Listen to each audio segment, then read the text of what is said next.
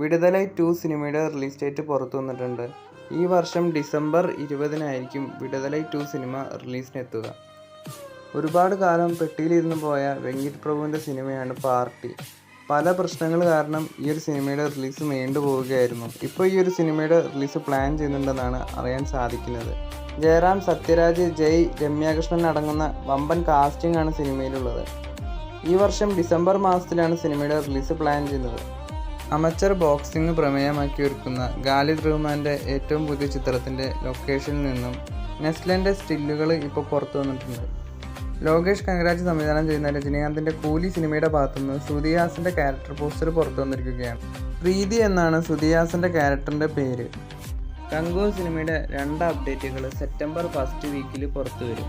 കങ്കുവ സിനിമയുടെ സെക്കൻഡ് സിംഗിളിൻ്റെ അപ്ഡേറ്റും സിനിമയുടെ പുതിയ റിലീസ് ഡേറ്റ് അനൗൺസ്മെൻറ്റുമാണ് പുറത്തു വരുന്നത്. ഗോട്ട് സിനിമയുടെ 4th സിംഗിൾ ഇന്ന് വൈകിട്ട് 6 മണിക്ക് പുറത്തു വരും. ഗോട്ട് സിനിമയുടെ കേരളത്തിലെ ഓൺലൈൻ ബുക്കിംഗ് ഒക്കെ ആരംഭിക്കുന്നത് നാളെ രാവിലെ 11 മണിക്കാണ്. ഗോട്ട് സിനിമയിലെ യങ്ങർ വിജയനെ എല്ലാവർക്കും ഇഷ്ടപ്പെടുമെന്നാണ് വെങ്കിട്ട് പ്രഭു പറയുന്നത്. തിയേറ്ററിൽ ഈ ഒരു ക്യാരക്ടർ ഒരു ബ്ലാസ്റ്റ് തന്നെയായിരിക്കും. ഒരു SJ സൂര്യ മൂഡിലുള്ള ഒരു ക്യാരക്ടറാണ് ഗോട്ട് സിനിമയിലെ യങ്ങർ വിജയ് എന്നാണ് വെങ്കിട്ട് പ്രഭു പറയുന്നത്.